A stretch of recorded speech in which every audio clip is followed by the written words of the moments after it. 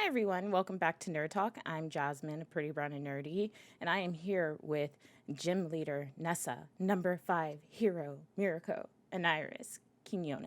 How are you doing? I'm good. How are you? Oh, I'm doing very good. Taking it one step at a time during these quote unquote dark times. Yeah, Just trying to yeah. keep it pushing every day. I don't know what's gonna happen. This year has been pretty much just, you know what? I'm just gonna sit here and wait. Yeah, you're hoping it won't get worse, but you kind of know it will, but Right? you hope, you know. It's like, let me just brace myself and sit back for the ride. Yep, like relinquish control. Do whatever, universe. I don't care. Exactly. Well, first, I'd like to start off with an introduction for you. Tell us a little bit about yourself. Oh gosh. Well, I am Anairis Quin. I am a voice actress mainly. As you said, I voice Nessa and Mirko and also Harriet and Ruby. Um, I've been doing this for 10 years, I guess I could say, but more professionally, I guess, in the past couple years or so. And yeah, I don't really know what else to do. You already covered all of it. I'm sorry, I had to gas you up. I was like, yes, she's amazing. Everyone must know from the jump what she's about. Yeah, well, come in with the strong ones, Nessa and Mirko. Those are top tier girls. Well, how did you get into voice acting? Were you working in any previous profession before you started getting into voice acting? Um, well, I wasn't working in a previous profession, because when I started, I was 12, Oh, I want to say. wow. Yeah, I was a baby. My profession was school. Um, but I always loved acting growing up. It was something I was very passionate about, something I always wanted to get into, but I was super shy and I didn't have a lot of confidence in myself, so I never really did theater or anything like that. Um, and I kind of practiced acting on my own, and I used to print out scripts and such and practice that. And eventually, I fell into anime, and anime kind of introduced me to voice acting in general. Because I always knew it was a thing because I watched cartoons and everything, but Hmm. I didn't recognize it as an actual art form. And I watched Fullmetal Alchemist Conquer Shambhala. Hey. You know the one.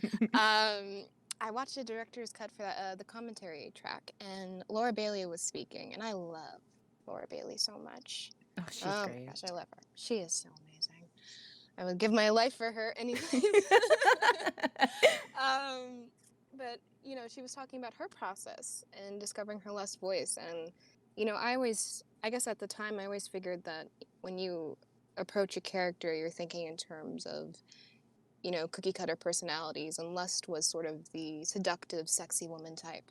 And that's how I figured that was done. But she was going on about how she went into how she expanded on that Hmm. and how she made it more than just a voice. And it was very interesting that there was a whole process behind it. So, I listened to that, and then afterwards, I just became obsessed with voice acting. I was like, I am going to practice all these voices, and I'm going to treat it as a hobby. And I treated it as a hobby for years. Because the internet existed. You could just go online and you could do whatever you wanted to. You could Hmm.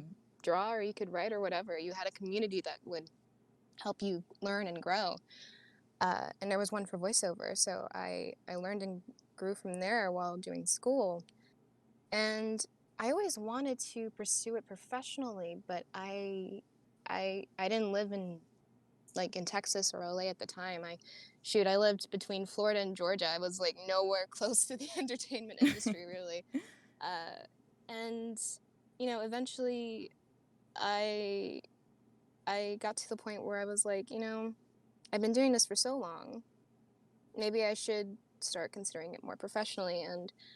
Um, and I got a few opportunities to do it professionally. My first major one was Kimono Friends, actually, uh, which is Sound Cadence Studios, and Oh.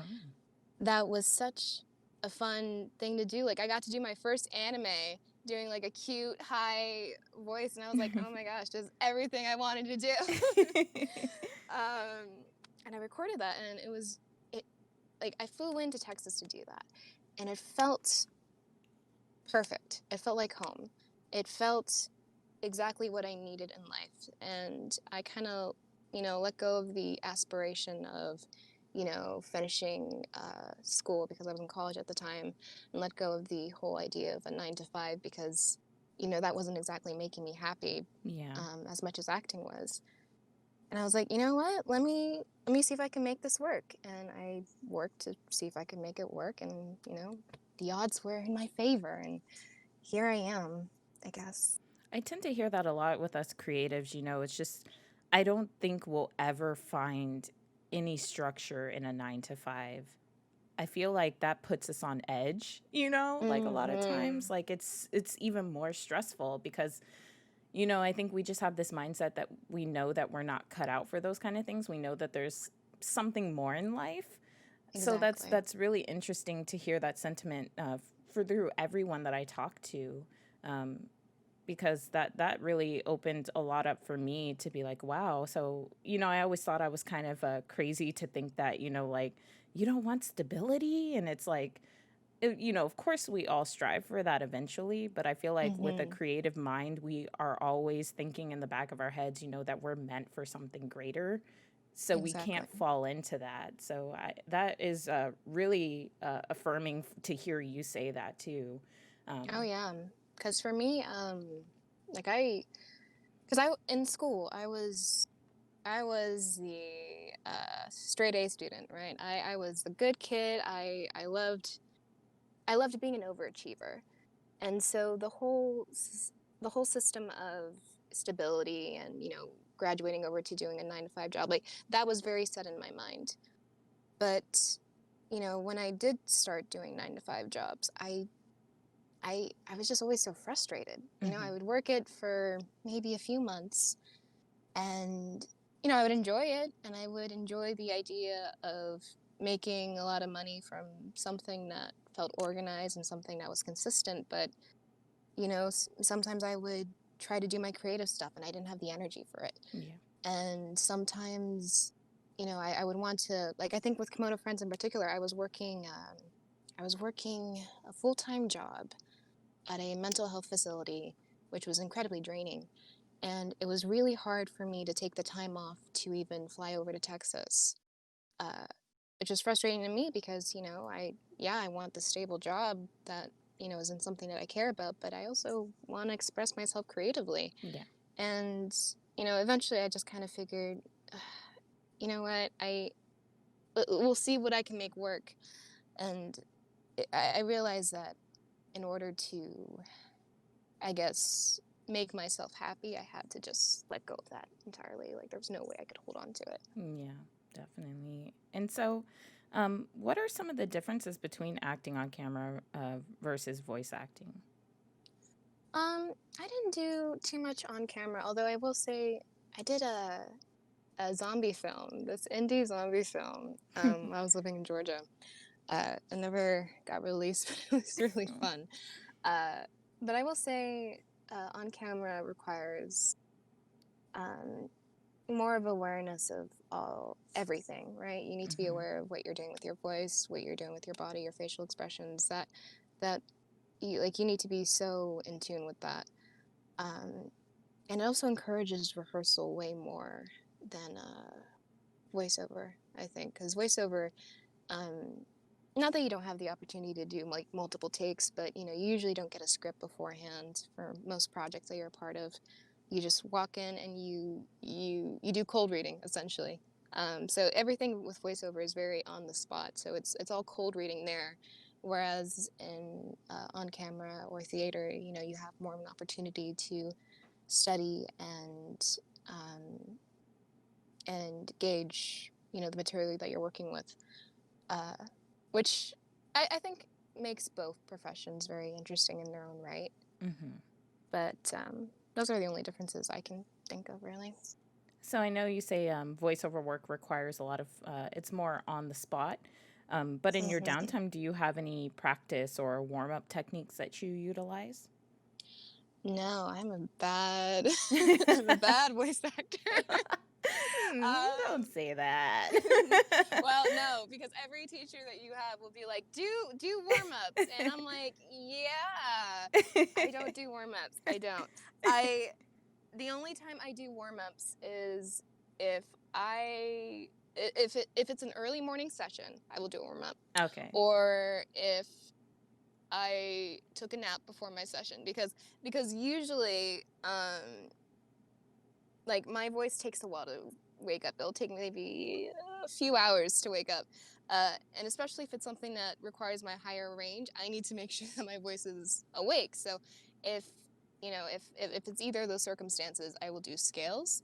But otherwise, I literally am just like, okay, well, here I am. You're like, we're going in. Let's do We're this. we're hoping for the best. It works for me. But hey, anyone listening, don't take my advice. Do whatever works for you.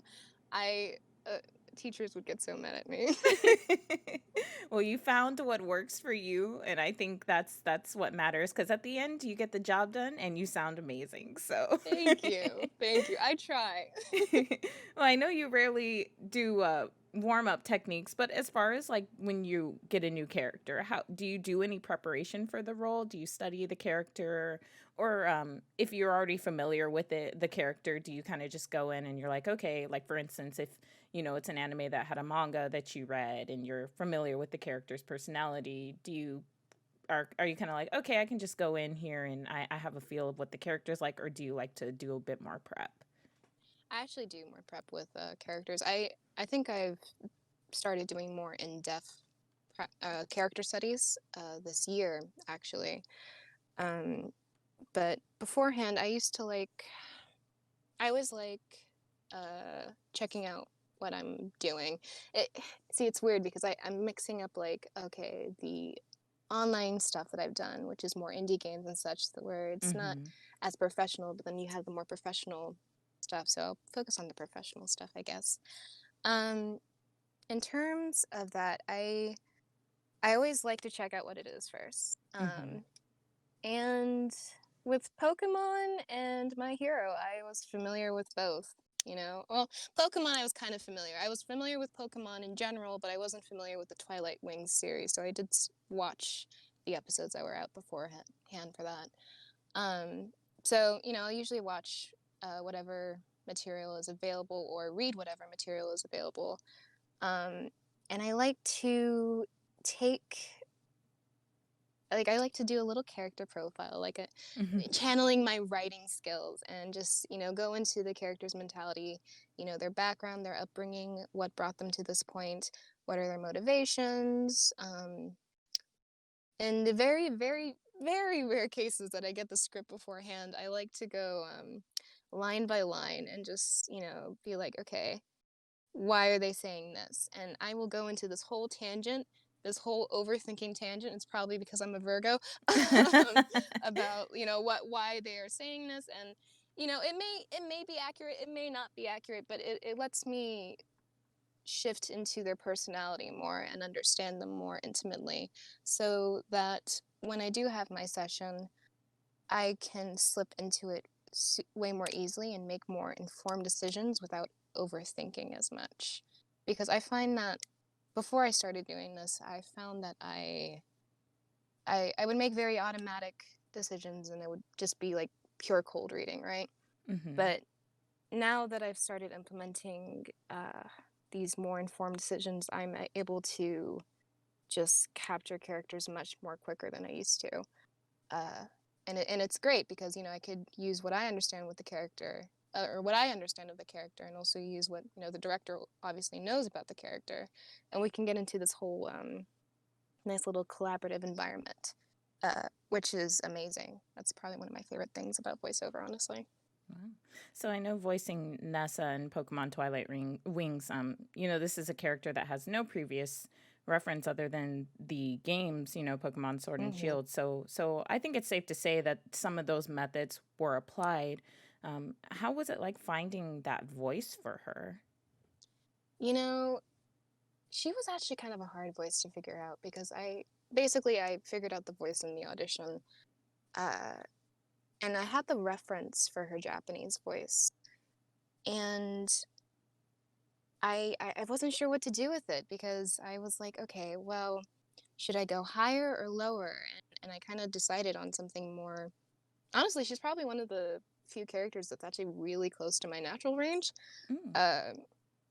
Because my other characters are like more deeper or higher, but Yeah. um, and I remember playing with her lines, playing with her younger character lines because I got to do young Nessa in the audition as well. So I was working backwards in a sense. Uh, and I would listen to the Japanese and I'm like, okay, the Japanese is doing this kind of Hime vibe. Mm-hmm. She's not a Hime character, but let me see if I can grab influence from that and then work with that. And then also understand, her motivation there in the audition lines. And I eventually found this balance that worked for Nessa. I remember the client had said that I sounded very cool, which I wasn't going for that, but I guess she ended up being a very cool character. Very calm and collected for sure. Yeah, I honestly feel Nessa is kind of some person that I inspire to be.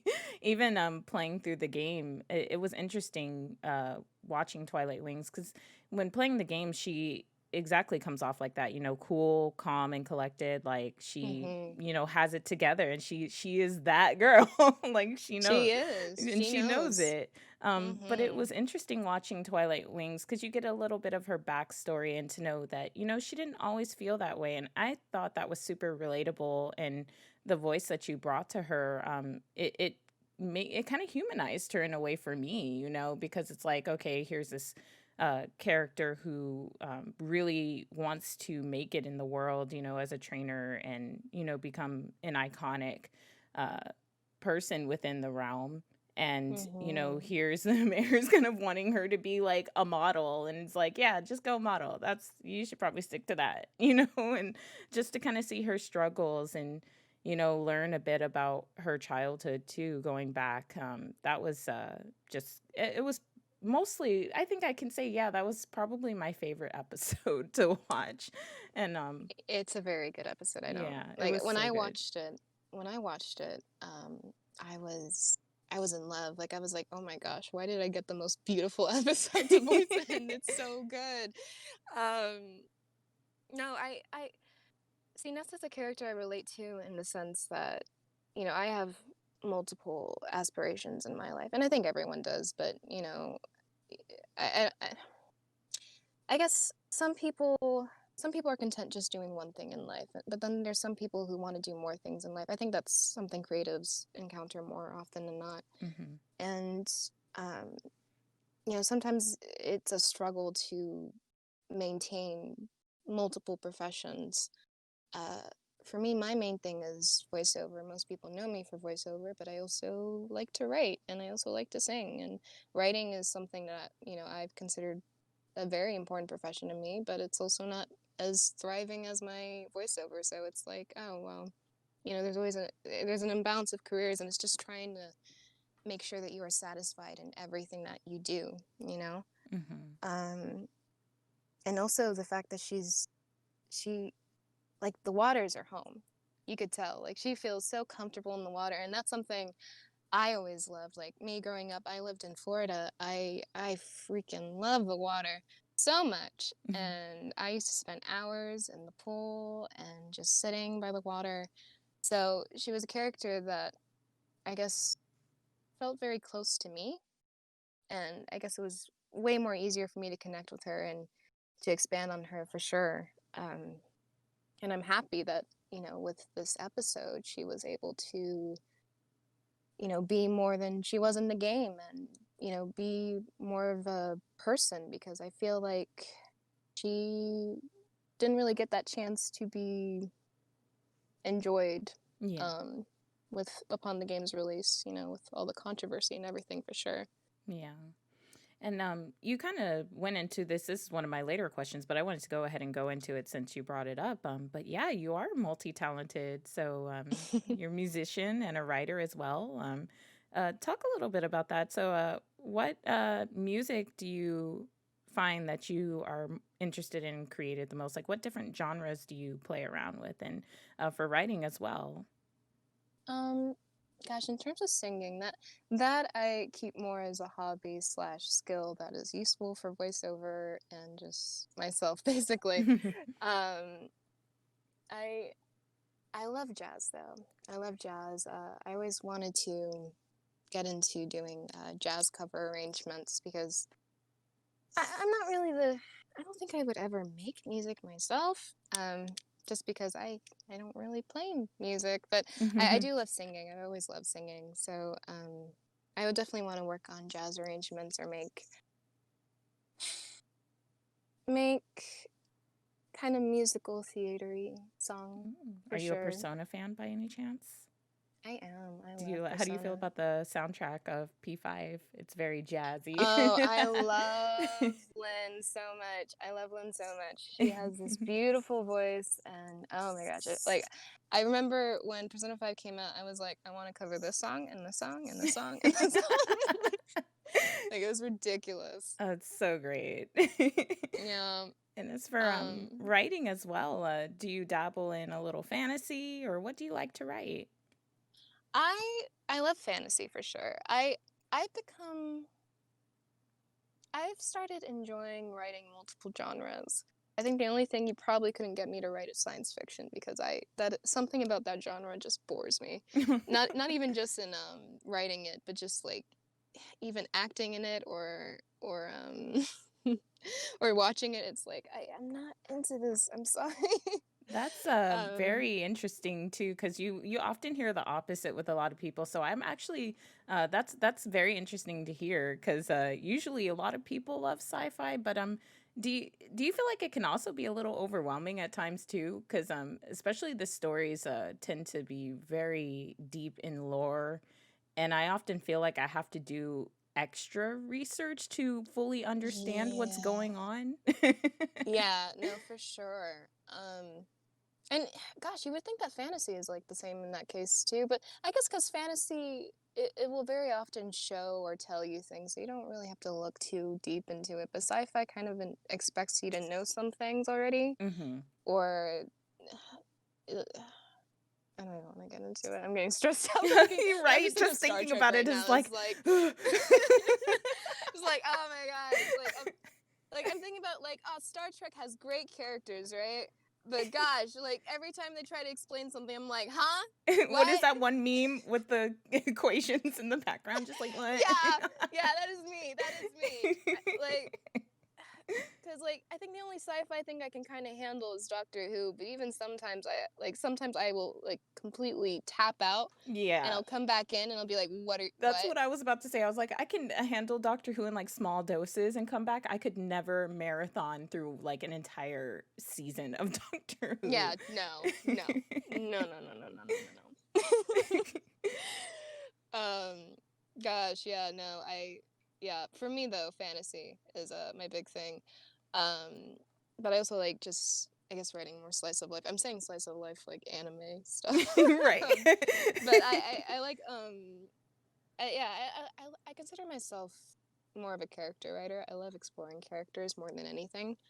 Um, which is why I guess voice acting was more of a natural thing for me because it's just like shifting over to writing characters and Hmm. um yeah, I love to spend time on that. I wrote for a couple of games, a couple of visual novels a few years back. One was this war fantasy supernatural visual novel where this guy, he's in Japan, and I guess there was this whole, gosh, I'm trying to remember, it's been such a long time. There was this whole war going on. They were killing a bunch of Japanese citizens, and he was there, and he was with this girl who had magic, and they were fighting, and then eventually it ended with, well, I probably won't get into spoilers, but anyways, that was a weird one though, because that was something I didn't come up with. I was writing someone else's idea, which was the first time I ever did ghostwriting before, and it was interesting. It was fun for sure. Stressful because we had to do that in a month, but it was nice. And then afterwards we wrote or I wrote more of a slice of life, slight supernatural visual novel where it's about 3 characters, and one of the characters is with cancer, and the sister is worried about him, as well as the player character.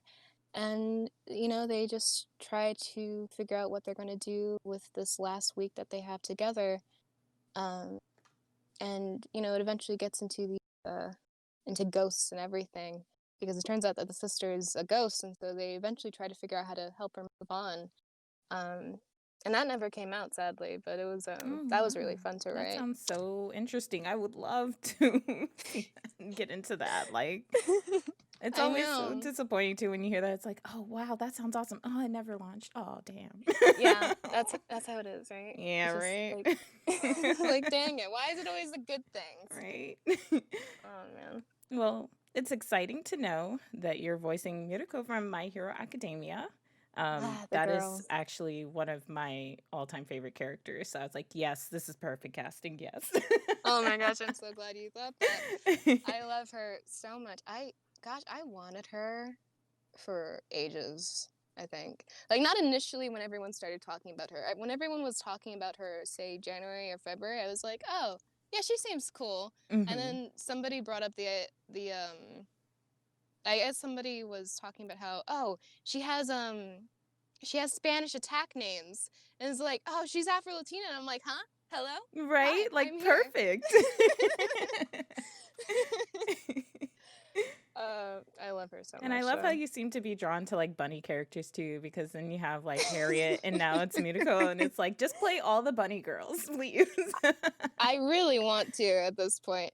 I remember seeing a lot of people making jokes, because I think everyone was doing fan castings back a few months back, and they were like, oh man, they should get this person, this person. What if they put Anairis? And it's like, what? She already voices a bunny character. Although I guess that would be interesting, but no, she can't voice 2 bunny characters. And I'm like, yeah, I can't voice 2 bunny characters. Right? It's like, the hell I can't. And what was it like getting cast for that, because I know for NDA purposes we won't kind of get into the whole like situation of that, but I mean, just how did that feel to know that you're getting such a big role, especially with My Hero is kind of like at its height right now in the anime world. It's like, one of the top animes at the moment. So what was that whole process like for you to, kind of get into that? Oh my gosh, because I was already a fan of My Hero, because My Hero is like the only currently airing anime that I keep up with. Yeah. I've just kind of fallen, not that I don't watch anime, but I don't watch it as much as I used to. Yeah. So, the fact that when I got the audition, I cried. I cried, and I had never cried from anything related to voiceover before. Like, never, because I'm like, I would just get excited, right? Like, I was like, oh my gosh, I'm voicing Nessa, or I'm in Ruby, excitement. But I never cried, and something about getting that audition was just so humbling to me.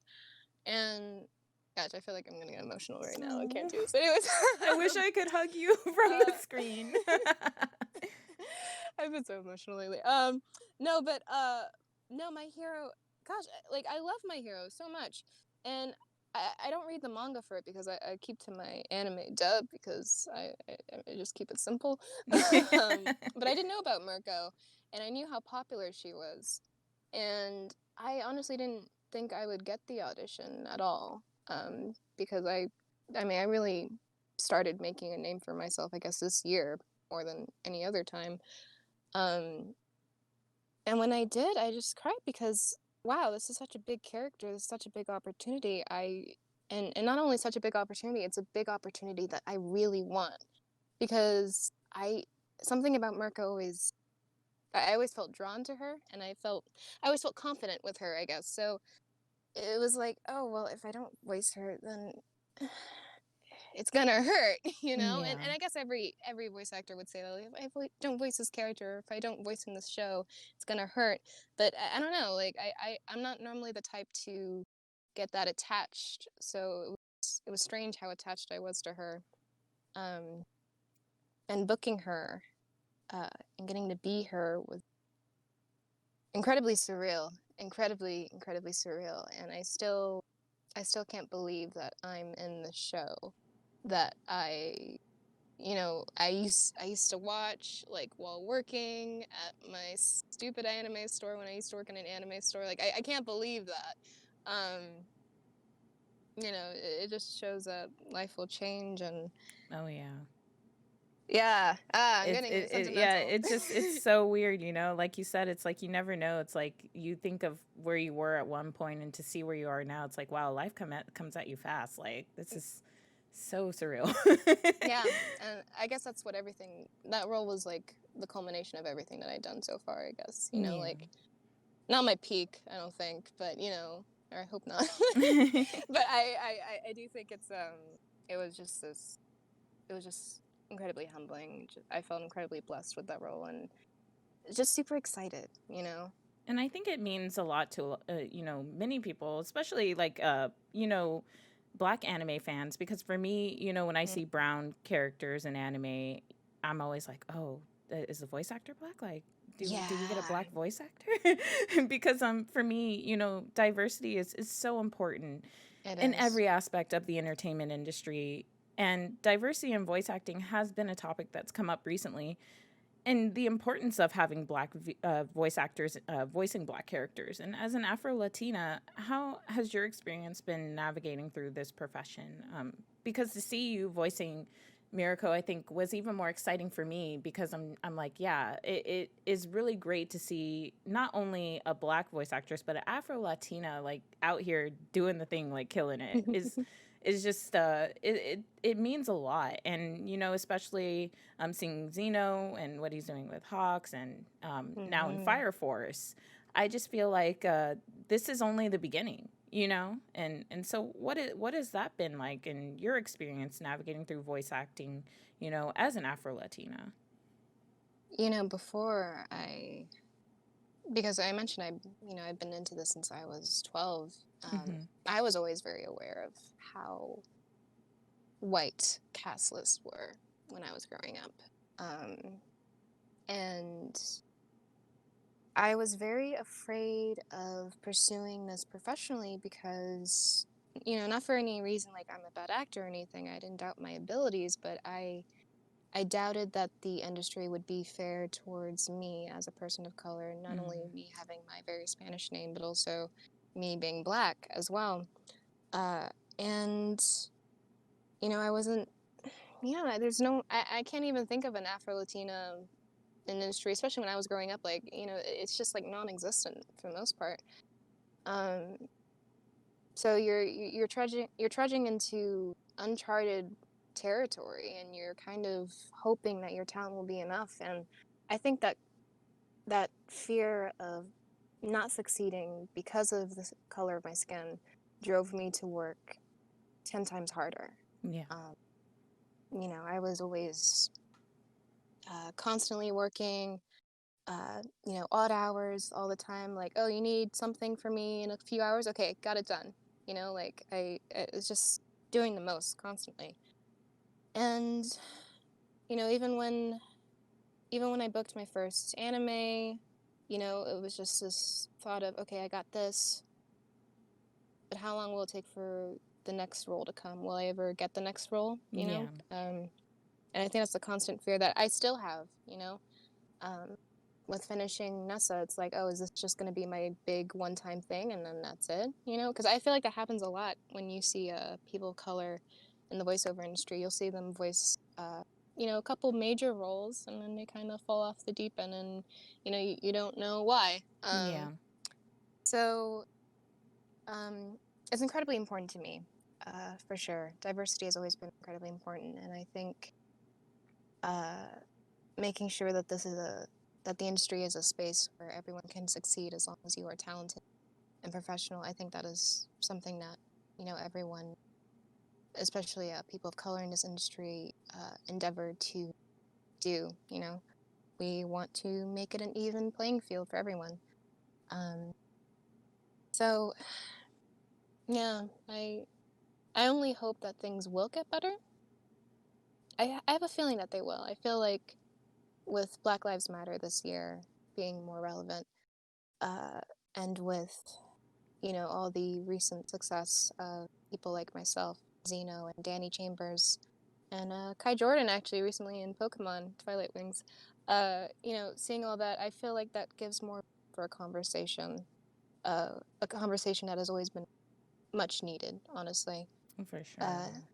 and also gives room for, you know, more of us to take the mic, you know, and show what we got. Because, you know, a lot of us have been working at this forever and we just haven't had our shot, you know? Yeah, exactly. And I think not just for, you know, voice actors who are, you know, around our age, but I think even young aspiring voice actors on Twitter. And that's one thing I appreciate about how vocal you and the other additional voice actors are about this, is because you know, to see that, if I were someone seeing that, that would be a huge motivation for me to continue on. That's why I in my industry, you know, I try to be a voice for that as well, for change, because I don't want anyone to feel like they can't try to aspire to make it in this industry or in voice acting because of the color of their skin, or they don't feel like, you know, they'll be enough. Exactly. So I really appreciate that, regardless, you both continue to be so vocal on Twitter about it. Yeah. Because I know someone is seeing that and they're thinking, wow, okay, I'm not going to give up, or I'm not going to stop, you know, trying to make it out here, because here are voice actors openly having that conversation. And that can be refreshing to see for a lot of people, because, you know, often, especially in entertainment, sometimes, you know, it's like, oh, I don't want to talk too much, or I feel like I should be quiet, you know, because I'm, you know, afraid of getting blacklisted, or, you know, Oh, yeah. whatever. Exactly. So to kind of be fearless in that sense, I respect that a lot. Yeah. And I think that's something that a lot of us, um, us Black voice actors are fearful of. We're afraid of being blacklisted, not only just, you know, professionally, but I think aspiring as well. For me, I've always been kind of vocal about it. You know, not that I was super popular back then, but I think I remember I would make these Twitter threads complaining about how there weren't Black voice actors, you know, working. Mm-hmm. And then I would have some directors replying to me saying, well, there's not a lot. I mean, there's no voice actors living here, Black voice actors living here. People need to move, blah, blah, blah. And it's like, okay, well, I guess I don't know because you're telling me this. But now that I'm in the industry, I'm like, no, you do have Black voice actors. You're Right. just not giving them space. And, Mm-hmm. you know, I, I think the number one thing I've noticed in regards to this conversation of diversity is that nobody wants to have the conversation. And a lot of people just love to get defensive and they love to explain everything away.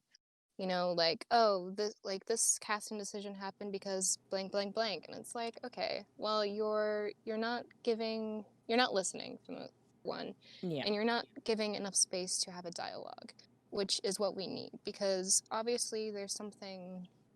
I don't want to say that it's systemic, but there is something wrong with how every studio is doing things, because, you know, somehow we in this profession where voice and talent is the only thing that is supposed to matter, somehow the majority is white talent, and that doesn't make sense, you know? Like, you know, if it is truly a an open profession for anyone, then we should be seeing more diversity, but somehow we're not.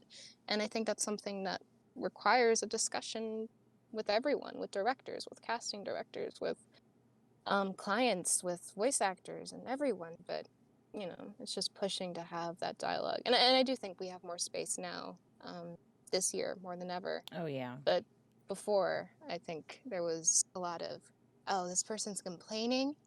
Ugh. Yeah, it was kind of very swept under the rug, I Yeah. feel. And so, Yeah, this year I think has been a lot of opportunities, not just in voice acting but in games as well. Like a lot of Yeah. conversations are finally happening, um, and I hope that they'll only continue well after 2020. You know, I hope after so too. this dumpster fire of a year is long gone and past. I hope you know we still continue to have the progress that we've seen. You know, and I it hope only so could too. be better. You know, from there. But recently, Yeah. you know, I also you had said that you had voiced in a couple of games, and I know you voiced a character in a visual novel game, Heart of the Woods. Um, Hmm. how was it like being able to work on the game, and do you see yourself working on any other games in the future? Maybe even AAA? Would you be interested in working on any AAA titles? Maybe.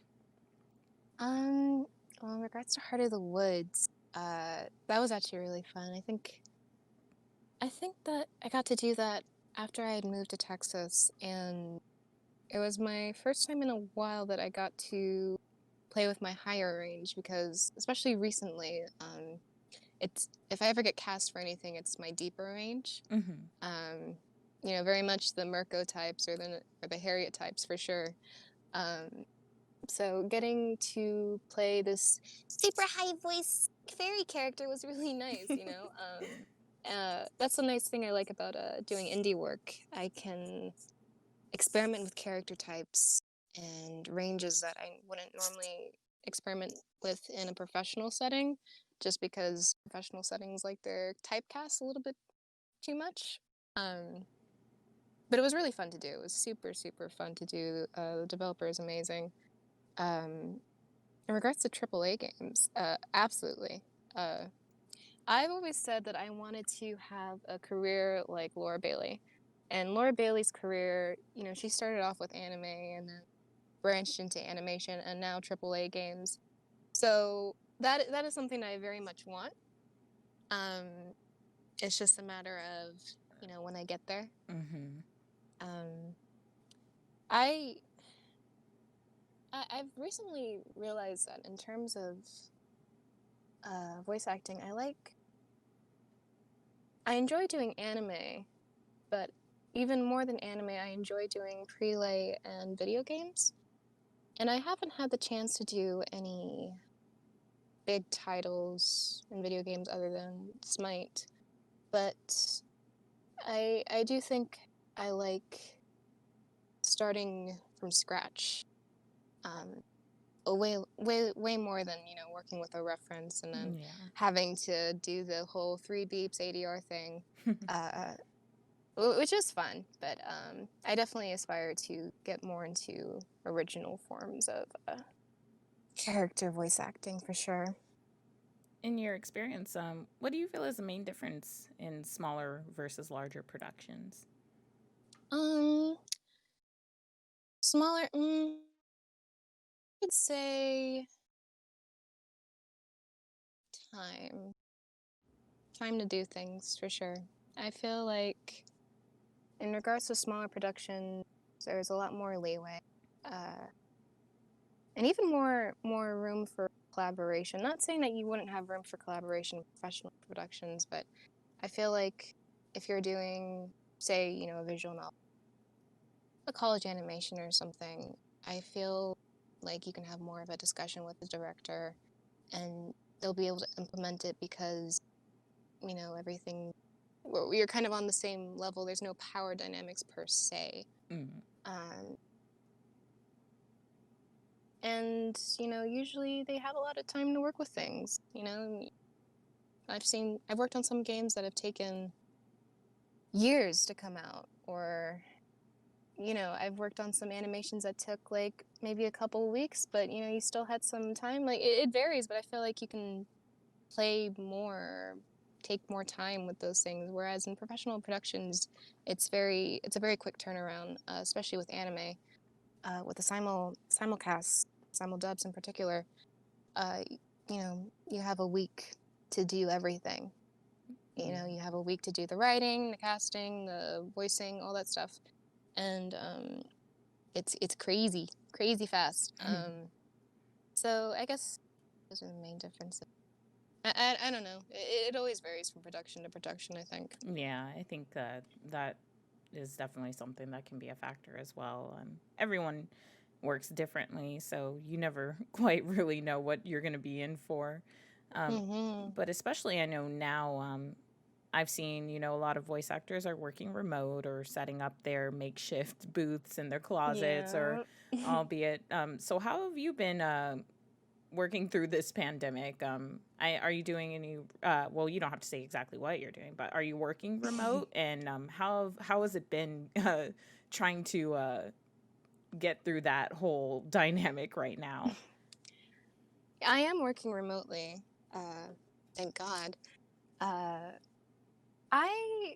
this wasn't too much of an inconvenience for me, honestly, because I was already doing work from home anyways. Not for professional productions, but, I was doing, work for indie games and other smaller productions. So it wasn't an inconvenience because I had a mic and I had an interface and I had everything here. It was only a matter of, oh, is this broadcast quality? I don't know. Yeah. But engineers have said that my stuff works, and it's like, oh, okay, cool. Hey.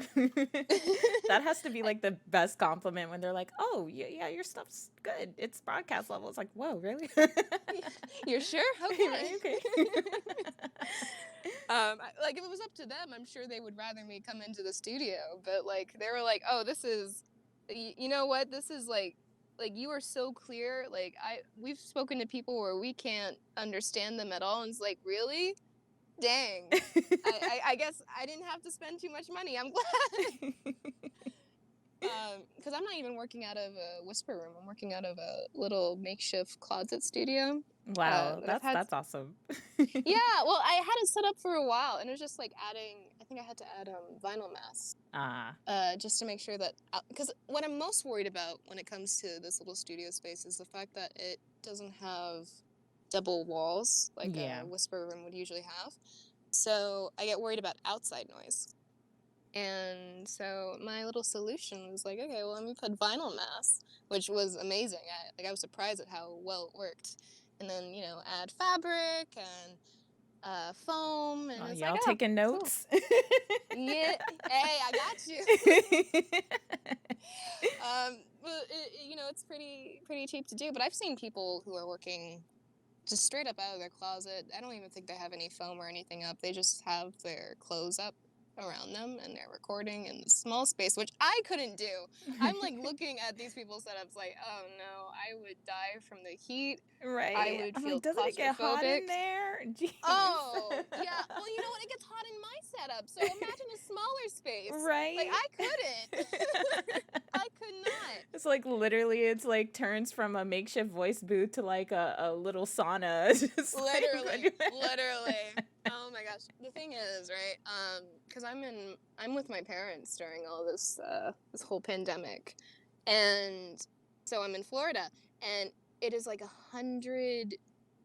It's gone up to like 100 degrees, like at 10 a.m. Oh. For no reason. I don't know why you're gonna be up at 100 degrees at 10 a.m. But for some reason you want to be like that. And every time I have sessions to do during the day, I'm just suffering because it is so hot.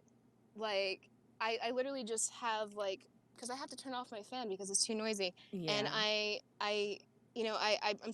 I'm here in the booth ready to record, and like 5 minutes in, I want to die because it's just too hot. I can only imagine because I'm in Texas and it's like literally 100, but I'm from Miami, and so I know that it's humid and hot. So like all of that combined, oh no. No, I had to go outside yesterday to run some errands, and I like, apparently it was 85, but I swear it must have been like 110 because, it was just too hot. I couldn't. And I had to be out all day. It's the worst. So I know you've kind of gave some tips about creating makeshift booths. Yeah. But I have some other questions regarding aspiring voice actors and, what they should kind of look out for. So what should they focus on when pursuing a career in voice acting? I know you said you looked to forums and other resources on the internet, but what were some of the resources that you felt were most beneficial? Um, hmm. For me, when it comes to giving out advice, my number one thing that I love to push on people all the time is that you need to make sure you're passionate. Because I think a lot of people get into voiceover in particular with the idea that they are going to be the next Goku on Dragon Ball Z, and there's no you there's no guarantee that you will get to where you want to be. So you kind of have to relinquish control, Mm. and so you just have to focus on having fun. I think theater was really helpful for me when I did take it, because I think I ended up taking it a few years after I started voice acting. And I think that was very monumental for me to understand diction more, to understand improv more, which you use actually so much in voiceover, and also understanding characters more. Theater was super helpful, and I think taking the time to study other performances helps a lot too.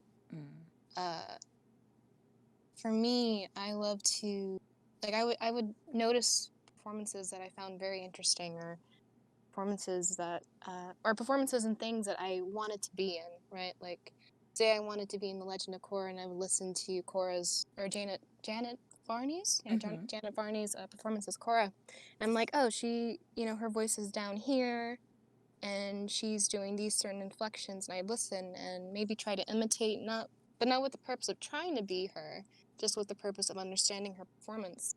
And I think taking that time to study really helps. And now I think about it, I think if you do stuff like D&D, that's really helpful too. It's just taking every opportunity you can to act, I think. That's really what it is. Like, practice makes better. Not perfect, but better. Mm. And what are some tools that you feel have helped you? I know, for example, in my industry, it's like it might be UE4 or some type of software. Is there anything to that extent in voice acting? Like resources? Yeah, like resources kind of like that you would record with, or, what type of mics are, uh, of better quality or might not break the bank if you can't afford like a more expensive mic. But what are some of the tools and equipment that you feel were really useful to you starting out? Gosh, when I started off with a Rock Band mic. Like it was like USB, it's a mic. Oh, the computer recognizes it. Perfect. Like that's the most inexpensive way, I guess. But honestly, if you wanted to keep it low budget, I would go with Blue Yeti mic. I used that for years, and it served me super well. Yeah, I would definitely recommend that. And because it's a USB mic, you don't need to get an interface with it. And make sure you have a computer. And that's Of pretty much course, it. yeah, that's pretty much it. Audacity. That's a Yeah. free program that is super great for recording. I never used it because, I just so happen to have a copy of Adobe Audition, and I use that. And I'm married to that. Like, I would literally never use Adobe anything Audition is else. so good. It's I so use that for good. Like, podcast editing. I'm like, wow, I can't see myself using anything else. no, the multi-track and just being able to move everything so easily and edit everything so easily. You can't do anything with Audacity. You really can't. And I just, I applaud anyone who uses it, because I can't. Every time I have to use it temporarily because I don't have it on I don't have Adobe Audition on it. If I don't have Adobe Audition on a computer, I'll have to get Audacity, and then I'll use Audacity, and I'm like, this is trash. Why, what is this? Yeah, so it's like it's a temporary program, but then when you can afford to make the jump to Audition, and I know like now, Adobe, they'll either have like month to month, or where you like just rent it for a year. I wish you could just buy the programs now. That's the one thing Yeah, that I'm sad about, is that they took away just like buying the program one time. I know. But I yeah, if you know. can afford to like rent it, most of the time they'll come in packages where it's like Premiere and other pieces of software for like what, 20 for $20 a month. Something like that, Yeah, yeah. but if you Um, can, definitely recommend it. I also I I haven't used it personally, but I do know it's industry standard. In terms of getting something like Adobe Audition, that you just do a one-time fee. If you get Pro Tools, that's really good. Hmm. Um, I don't know. I think it's available for Windows. I know it's available for Mac. I'm not sure Windows, but Pro Tools basically does everything that Adobe Audition does. I don't know to what extent because I haven't used it, but it's pretty good. And everyone in the industry uses it. Like every engineer uses it, so they seem praising Pro So, Tools. so when you're crafting a demo reel, do you have a someone outside source make your demo reel, or do you make your own demo reels? And do you try to include like a, I know for most people they'll say, oh, I want to include like the most iconic things that I've done, but also, do you feel like it's important to also include like roles that really showcase your versatility in your demo Yeah, roles? you know, when you're first starting out, what you're most likely to do is work on a demo yourself. Uh, Whether or not it's good is, subjective. I think when you're first starting out, though, it's not a bad idea to do a demo. Just don't send it out to somebody like Funimation or, something more professional because it's not going to be industry standard and you're just going to get ignored basically and make a bad first impression. But it is good for indie games or online jobs that you do, I think. Um, and when you do demos for that, I think a lot of people love to show off their range in demos.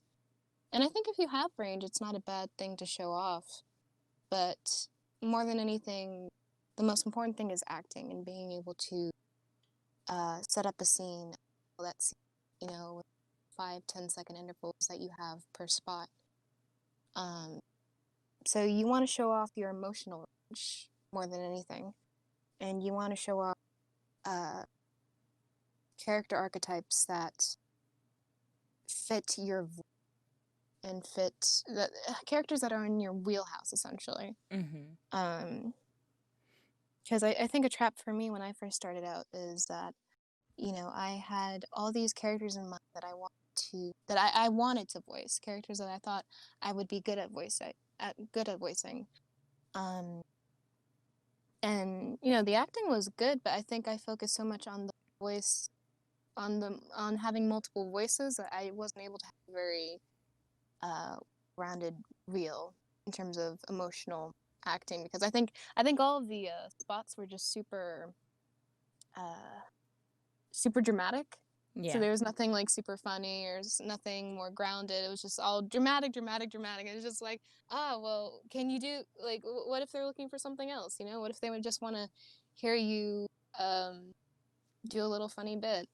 So for sure you want to focus on your emotions, on showing off emotional range, and then focus on character archetypes. And when you're ready, when you feel like you understand your character archetype super well, and you understand, and you feel like you're a strong enough actor, uh, look out or reach out to studios like Sound Cadence Studios or Starman Studios.